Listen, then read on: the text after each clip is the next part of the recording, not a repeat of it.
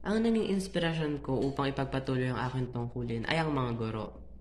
Mga gurong nagsusumikap upang mapaunlad ang kaalaman ng isang estudyante. Ako bilang student leader, nais kong maghatid ng tulong at pagsilbihan ng ating paaralan.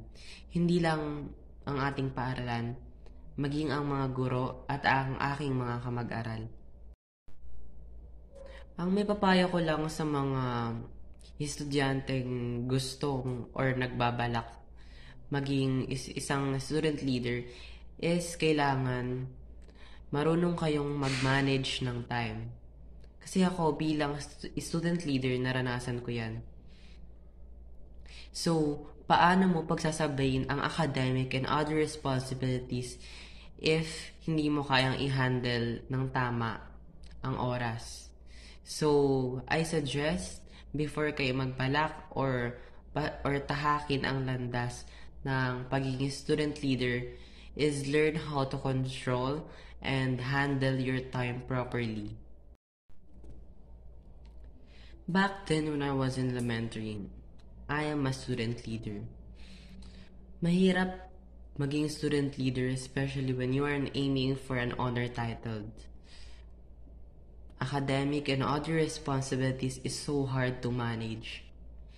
Ako ay naging part ng SELG or SPG noong ako'y grade 6.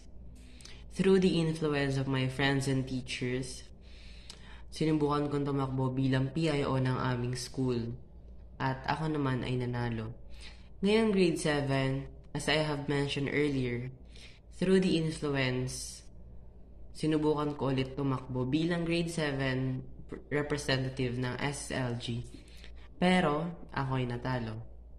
Ngunit hindi ako sumuko at ako pa rin ay tumakbo bilang grade 7 representative, grade 7 president officer, grade 7 assembly, at nagbigay ng mga plataforma at ako naman ay nanalo.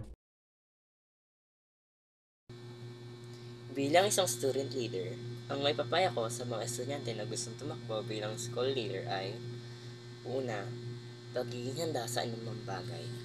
Isa sa mga bagay na katanggihan na dapat taglayin ng isang estudyante kung gusto niya maging isang school leader.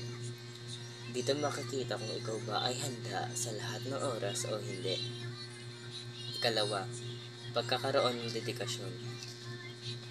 Ikalawa sa mga bagay na dapat taglayin ng isang estudyante na gusto tumakbo bilang isang school leader. Dapat ipakita mo sa mga tao na dedikado ka sa iyong piniling posisyon dahil dito nakikita kung ikaw ba ay karapat-dapat na maging isang school leader. Ikatlo, katatagan ng loob. Ang katatagan ng loob ay kinakailangan dahil maraming epekto ang pwedeng mangyari sa iyo sa oras na gusto mo maging isang school leader. Isa na dito ang pagkakaroon ng issue. Dito masasukat ang iyong katatagan ng iyong loob bilang isang estudyante na gusto tumakbo bilang isang school leader.